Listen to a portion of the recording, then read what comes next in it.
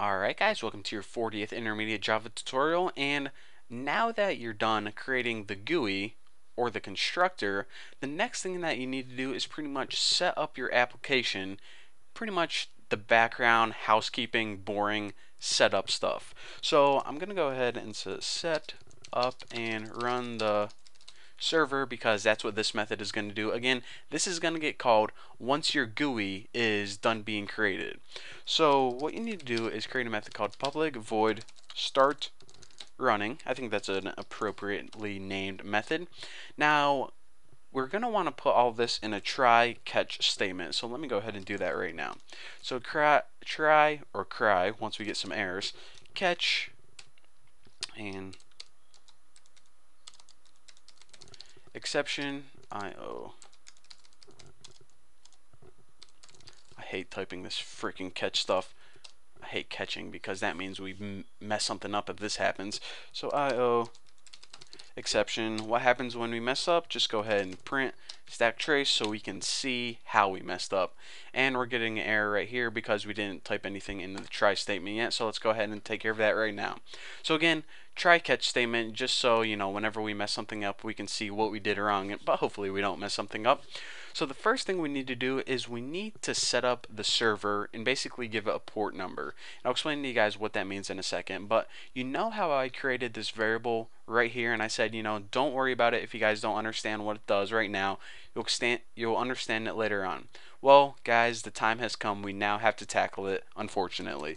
So go ahead and first thing you need to do is set your variable equal to new server socket, and we're going to throw two numbers in here. The first one, 6789. That's pretty much just a dummy number just for testing purposes, but don't forget it. And the second one is 100. So what does this do right here? Well, remember, like I said, this program, or these set of tutorials that I'm going to be teaching you guys, is pretty much a two-part program. One of the programs is going to sit on a public server that is going to be my server, and I'm going to be sitting in it, wait for people to connect to me, and the other part of the program is one that you guys can run. Pretty much, you know, one that you can put on your computer and connect to that server. So once we're connected, we can have a conversation with each other. Now, if you never worked with servers before or don't understand what a port number is, I'll tell you guys. A server is basically like any other computer except that a lot of people can access it. Now go ahead and look at the computer that you're looking at right now.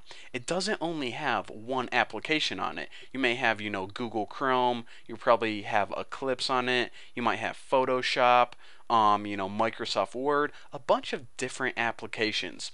So whenever you connect to my server, you're going to say, okay, where is the application that I'm looking for? Where is that instant messaging application? Well, we actually stick this program at a certain port, and the port that I'm just going to use is 6789. You can name it, you can give it any port number that you want, but basically whenever your boat comes through your stream and it connects to my server, it's going to be looking where to dock. Basically, where is that program? Well, it's at port 6789. And guys, I'm not making that up when I say port number. The technical term is actually port number. Basically, where do you want to connect, or where is this application? Now this number after this, maybe it says it right here if I highlight server socket. Yep, int port and int backlog. Now the backlog is basically saying, okay, how many people can wait to pretty much access this instant messenger, because obviously this is going to be a very popular program, probably more popular than Photoshop, because you know I'm creating it. How awesome is that? So we don't want, you know, millions of people waiting to chat with me.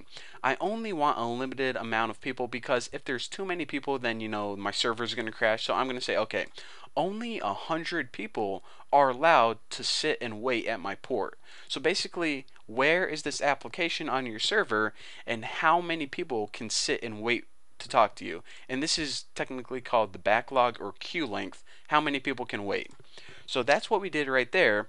And now that the server is set up, in whenever, you know, by the way, another thing, whenever you run or build the other application, the client side, your program, you guys are going to need to know this port number. So write it down on a sticky note or something. Don't forget it. So now that we set up the server, we're going to want to stick the rest of the application. Did I say that wrong? Application. oh, it's kind of hard word to say, in a while loop. Now this while loop is going to run forever, so just go ahead and stick it inside true. Now, what part do we want to run forever? Well, that's pretty much the main program. And if you guys ever made like a video game or something in Java, you stick things in loops because this is the code that you want to run over and over and over again. So what code do you want to run over and over and over again? Well, we're going to put this, unfortunately, in a try catch statement too. So my apologies ahead of time. So what we want to do is try to do something, and if we do that wrong, then just go ahead and catch it. EOF exception, and you guys will understand what this means in a second. Just can't talk and type at the same time. Alright, so pretty much if we mess anything up, and this actually isn't really messing up, it's pretty much me doing it. So show message something like new line, and I know I'm not explaining any of this, but I just need to type it before server ended the connection, exclamation point. Alright, so what we're going to do is basically try to connect and have conversation with someone else. Now once we're done having that conversation, what we're going to do is we're going to catch an error. Now it's going to view it as an error, but really whenever I end the conversation, I'm gonna be like, you know what, I'm done talking to you. I either have to go make Hot Pockets, or maybe my mom's calling me to mow the lawn. I'm gonna go ahead and end the connection, and once that connection is going to end, then this message is gonna pop up, and the EOF exception is, let me see if I can highlight it. It pretty much, as you can see, this pretty much explains it better than I can. Exception is mainly used by data input streams to signal end of a stream. So again, this means end of a stream or end of connection. So whenever I say, okay, you know what, I'm done running this program, the connection is going to end, obviously the stream that connects me and you is going to end, and this is what's going to show on your screen. Just to say, okay, Bucky left, server ended the connection. Now finally, what we want to do after all that is, holy crap, can't freaking type today, Haas, is run a method called close crap, which pretty much is housekeeping stuff to signal the end of the stream, close all the sockets, so on and so forth. So I guess I have time to finish this right here. So obviously that comment won't do. The main meat of this is we're going to be running 3 methods, and these 3 methods are pretty much going to be the brute of this application. Now the very first thing I need to do whenever this application starts running on my server is I need to wait for someone else to basically connect with me. One of you guys needs to connect with me before I can have a conversation with someone. So for that method, I'm just going to call wait for connection, and obviously we have to build this method later on. There's no built-in method that does that. So once someone is connected with me, the first thing that we need to do is we need to set up the streams. We need to set up my output stream and my input stream so I can send messages to you and I can receive messages from you or from the client. So we'll name this message actually I think setup is one word. Set up streams, and again this is going to set up my output and input stream. Now once we are connected, we're going to have to run a method called while chatting, and what this method is going to do is it's basically the code or the programming that allows us to send messages back and forth to each other during our chat. So again, essentially what this entire program is going to do is it's going to first start up and wait for someone to connect to it.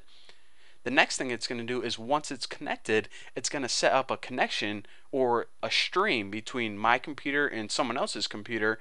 And the last thing it does is when 2 computers are connected, then of course you want to be able to send messages back and forth to each other. So that's why I'll have to code this while chatting method, and I'll show you guys how to do that.